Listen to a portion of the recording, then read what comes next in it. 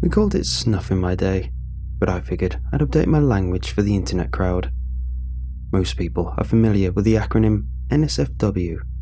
It stands for Not Safe for Work. That one is usually stamped over nudity, etc., to keep you from clicking on something you're not supposed to. NSFL is one step up from that. It means not safe for life. From what I understand, it's usually tagged over images or videos of a highly upsetting nature. Take an execution video for example, some unlucky schmuck getting flayed alive or chainsawed apart while he's still screaming, or machete hacked limb for limb by guys in black masks. You'll see the NSFL tag before you click the video, so you know to stay away if you want to hold onto your lunch. Ever wondered who those videos are made for? Of course you have, and the answer probably sends your meat running cold and a flash of goosebumps sprouting up over your skin. They're made for teachers, parents, friends, bus drivers, politicians, bankers. They're made for people who get off on it. People who feel a warm tingle down south at the sight of a serrated knife running through an unprotected neck. The great rush of blood around the blade, the gurgle of the dying. It gets them hot and bothered. People love it. Nowadays, you can find most of it on the internet. Animals being thrown, tortured alive, drowned. All of that stuff is just a few clicks away. But back in the 90s and early 2000s, it was harder to come by. Rare stuff, like a foreign movie you'd been itching to see that hadn't gotten an American release. These were foreign films to some. Exotic is maybe a better word. Either way, I didn't realize there was such a market for the depraved until I took a job at Video Kingdom, a local video store on the outskirts of Seattle. I'm hesitant to tell you exactly where. It closed down right around the time the economy imploded, but I'm fairly certain some of our old stock might be hidden away in the dungeon. That's what we called our back room, the dungeon. Some guy would come in, usually some white-collar sap with a Ned Flanders haircut and 3 kids at home. He'd trundle up to the counter, looking around like there might be FBI crouched behind the VHS racks, and he'd say, "I'm here to rent a rare film, The Dungeon by Carl Hinton." There would be an exchanging of glances. I'd look him up and down, pretend like I was sizing the fella up, you know. He'd scan the place nervously, look back at me with an almost apologetic expression that said, "I swear I'm not messed up." I'd shrug and lead him through the velvet curtain into the back room. We'd navigate boxes of VHS rentals. I'd pull aside an industrial shelf that concealed a hidden doorway, leading down a flight of stairs. Neon lights from a kitschy The Dungeon sign guiding the way. We'd hit a subterranean level, and the fella's eyes would turn to saucers, a hard-on tending his pants as he wandered into our sicko's paradise. Welcome to the dungeon. I bet you're picturing some dimly lit hellhole stashed with black, unmarked videotapes. Not this place. This was a classy establishment. Carpeted, panelled walls, lounge chairs. Dimly lit, sure, but like a cigar lounge dimly lit. We had back rooms with TVs so the clients could taste whatever they'd chosen from our vast array of tapes. There were dozens of categories, like any regular video store, featuring everything under the sun. We had a whole section dedicated exclusively to people being run over by steamrollers. They were scoured from all over the world, I was told. Mostly Eastern Europe, Asia. I took it as gospel. I hadn't watched any of this stuff. It should be noted that anything related to kids was forbidden. That was where we drew the line. And if some guy came asking for that, we'd send a few heavies to his house with knuckle dusters and order to maim. We were scrupulous, a morally inclined organisation, but everything else, fair game. I know you're probably thinking I'm some mentally warped scumbag drifting through life one sort of video after the next. You'd be wrong. I never watched the tapes, never joined up to sell them either. I didn't know what I was getting myself into. I was 22 the summer I started working at Video Kingdom, and by the time Halloween rolled around, the owner of the place had me roped into a sick scheme. By that point, I was in too deep to get out. He had me by the scruff with an ugly knife tucked up against my jugular, metaphorically speaking. I'm going to spare you the story of how I got involved. It's long and boring, and surrounds me seeing something I shouldn't have while smoking weed in the storage room after work. The story of how I quit is much more interesting.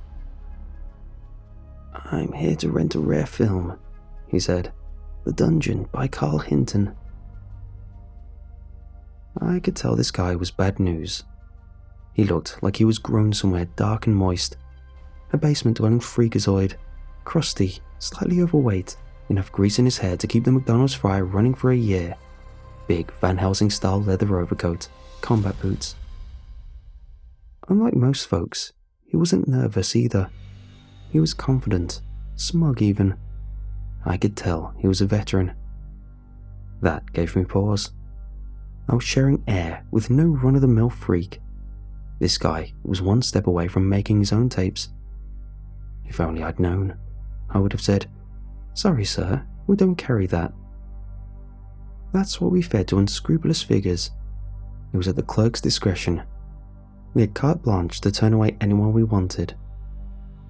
But I didn't. I gave him the up-down. He never broke eye contact. His eyes were bright, amused. They were alive, like two black pools of oil, just waiting for a spark. I swallowed. "Right this way," I said. He knew his way around the dungeon. That was odd. I'd never seen this guy before, and if he'd been a regular, I'd have known. There were a few other people browsing. One guy who looked like a wet muskrat, another who was at least 400 pounds. There was a woman too, a real dominatrix type, over 6 feet, hard features, prim hairdo. My guy didn't spare a glance at any of them. He hurried to the vault. That was what we called the old school vault door, tucked into the back corner of the dungeon. It had a wheel handle with a combination dial in the centre. All that remained of the bank that used to live here. I'd never been through the vault door. Didn't even know what was on the other side. I honestly thought it was just there for decoration, for atmosphere. In my 6 months as an employee of Video Kingdom, this was the first time I'd ever seen it open. The guy spun the combination, hiding his activity behind a cupped arm, like that annoying kid in class who wouldn't let you copy up his test. I heard a heavy click. He cranked the handle, and the vault door wheezed open. The skeevy guy slipped inside, slamming it shut before I got a good look at what stood beyond.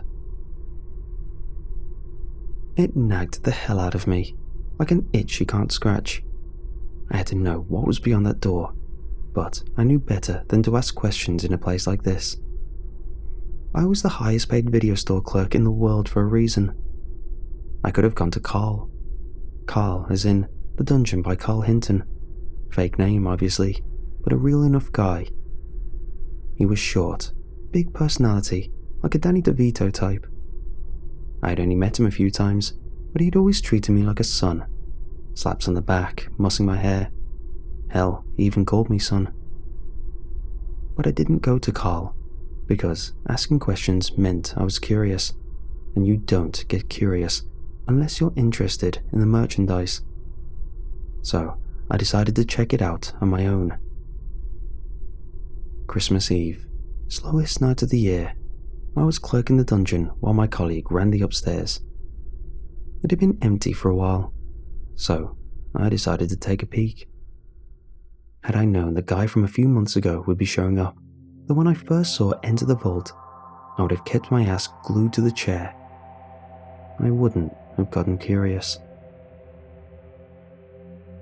What was the damn combination?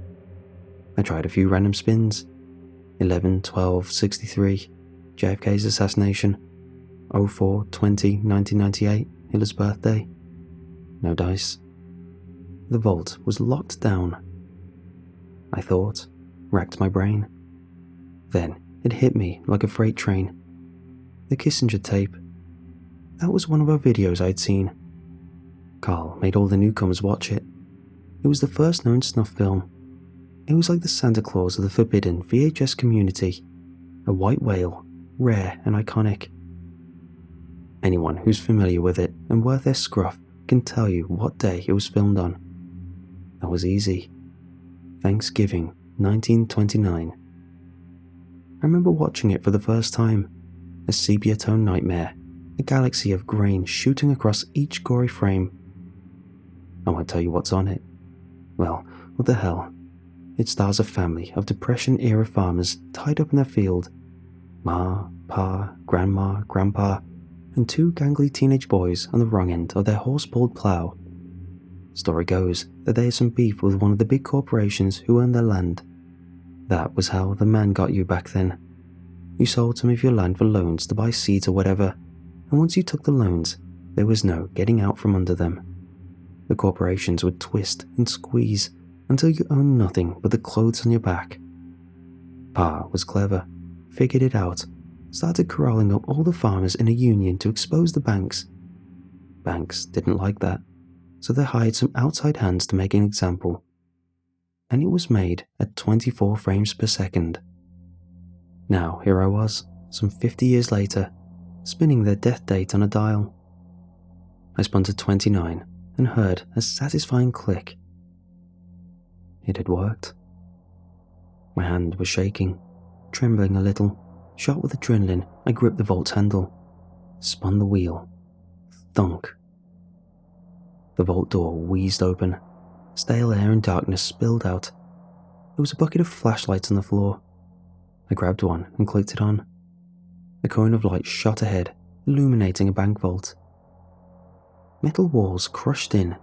Pegs drilled into the walls held various weapons. It was like a screwed-up toy box. Guns, knives, razor wire, chainsaws, hacksaws, pliers, scalpels. Everything that cuts and scrapes and plays with nerve endings was hanging from the walls. There was a pit in my stomach, not just at the collection of tools, but at the gaping hole eating through the back wall of the vault. It had been tunneled through the flowered steel, a narrow, rocky corridor snaking off into the earth. I inched towards it, hesitant, my heart beating its fist against my eardrums. I grabbed a scalpel off the wall, tucked it into my pockets as I moved into the corridor, figuring I might need a weapon for what loomed ahead. I left the vault door cracked, listening for movement beyond. I didn't hear any. Didn't hear the basement-dwelling guy from before enter the dungeon. Didn't hear him follow me into the vault. I had already found my way into the studio by then. The passageway was rocky and claustrophobic, just tall enough so that I didn't have to stoop. After 20 minutes of barking my shins and elbows on the narrow, craggy walls, I hit a dead end. I exhaled, irritated and relieved. A horse race of thoughts had been galloping through my head as to what I might find. I was glad my worst nightmares weren't about to materialize. Then I looked closer and saw a false panel blocking off the egress. I moved the panel aside and stepped forward, finding myself in a crowded basement space. There was furniture, beds, set pieces stacked high. It was like a prop house that a movie studio might employ for set design. There was a concrete ramp at one end. I hesitated, not sure I wanted to see what it led to. But of course I did. I navigated the crowded room up the concrete ramp. It fed me into a soundstage. That was a wide, warehouse-like space with soundproofed walls and a network of dead, overhead lights surrounding a number of different movie sets. There was a pink bedroom, an executive-type office, an outdoor-styled scene in a mock forest. There were a few others I couldn't quite decipher from my vantage. It was quiet. And then it wasn't. There was a delicate sound, like an animal caught in a snare. A slight whimpering laced into the silence. My whole body felt empty, like it was encased in drying concrete. It was hard to move, breathe. I inched toward the noise, hyper-aware of every movement, every crash thud of my heart, each breath soaring through my lungs. I nosed toward the whimpers and saw cages resolve out of the gloom. Lots of them. A dozen, maybe two. Inside, like tired, broken animals, were men and women, naked, cuffed, ball-gagged, curled up in a soup of their own filth. Most were limp, unconscious. A few were bleary, nodding in and out of consciousness as whatever drugs they were on wore out. An icy bolt of dread shot through me. We weren't just a supplier of rare tapes, weren't just a distributor. We were a producer. Carl Hinton made our videos, most of them at least. I heard footsteps behind me, started to turn. Thud. Something hard and blunt cracked across my skull. A light bulb popped behind my eyes. I crashed down into darkness. I knew my hands and legs were restrained even before I opened my eyes. I could feel the cuffs digging into my flesh. My eyes eased open. Blinding light hammered my pupils. A violent white light from overhead hurt my eyes, stung them. Slowly, a movie set resolved around me. It was a beige office, crowded with paperwork and boxes of VHS tapes. I recognized it immediately. A facsimile of Carl's office, an exact, detail-for-detail replica. A camera locked off in one corner, trained on me. I looked down at myself. I was still in my work uniform, hands and legs fettered to a bolted-down chair. I struggled, groaned, heard hushed voices. My back was to the door, so I had to fight in my seat for enough leverage to look around. The door opened. Carl Hinton entered. For an instant, I saw past him into the area beyond the set. I saw the greasy basement dweller with a suit who was handing over her stuffed duffel bag. Then the door swung shut and Carl took his place behind the desk. "Sorry it had to be this way, son," he said sadly, "but it would have ended here either way. We don't do severance or 401k at Video Kingdom." He smiled at his little joke, like it was the funniest thing in the world. I tried to ask him what the hell was going on, but I couldn't. I was gagged. Muted syllables escaped. Carl frowned. "Don't bother, kid. You're fired. That's a segment we do from time to time, when the video employees of the dungeon hit expiration. You're fired. We don't stock it at Video Kingdom for obvious reasons, but I hear it's a big hit in Japan." I struggled against my binds, fought, screamed into my gag. Carl just watched, slightly amused. "Go on, keep it up. They love it. You know they do. You're giving them what they want." I fought harder, rattling my binds until my wrists bled. Carl sighed. "The guy who's gonna fix you is a regular, real vanilla Joe, but he pays well. He'll saw open your throat.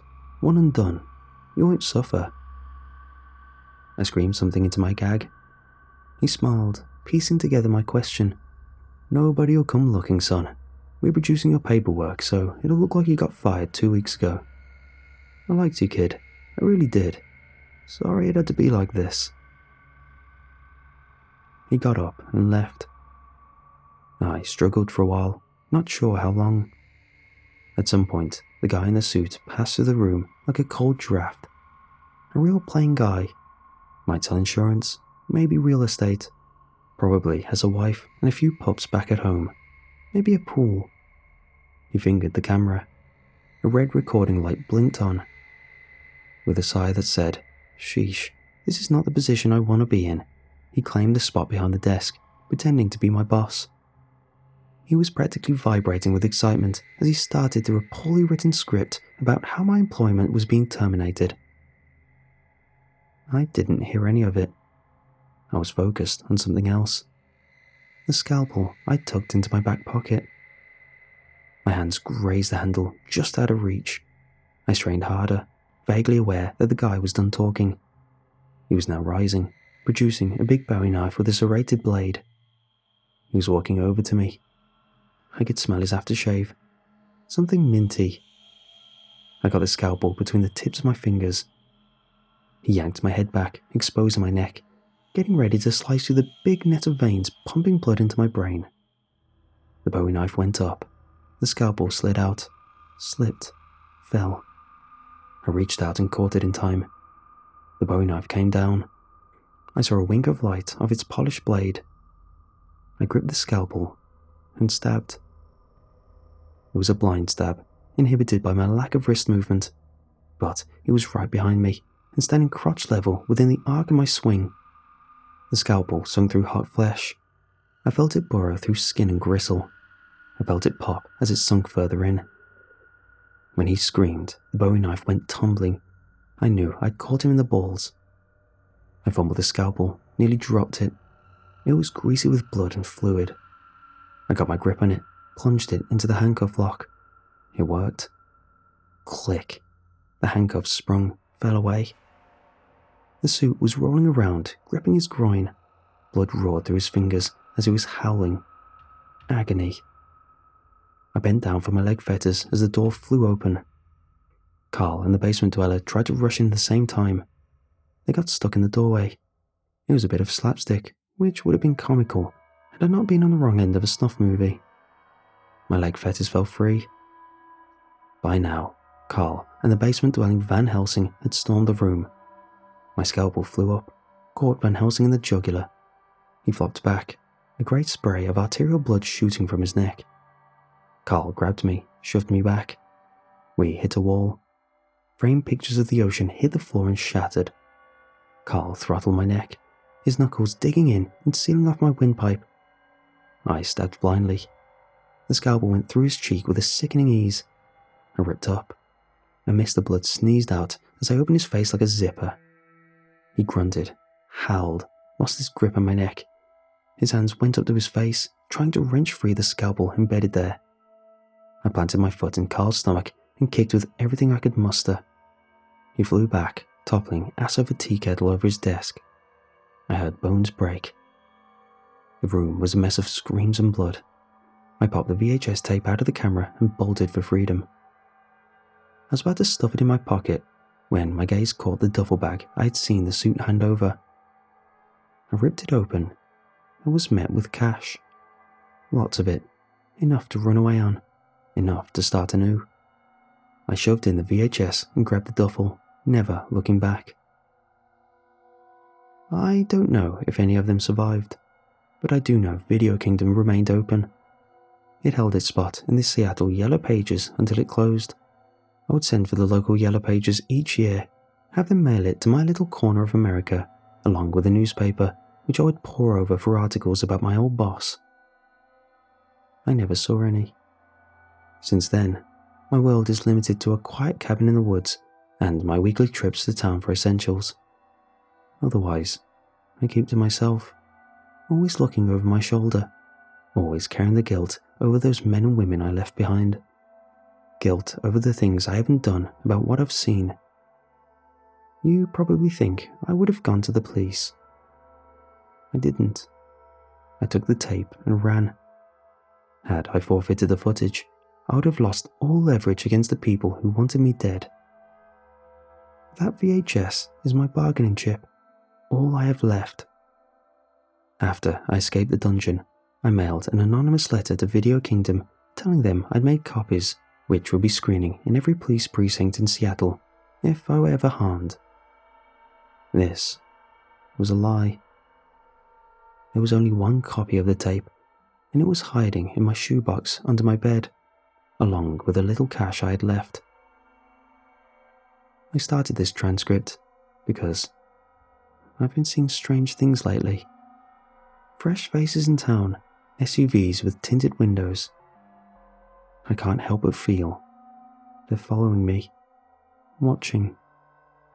And sometimes, if I stare at those tinted windows long enough, I can see the eye of a video camera on the other side.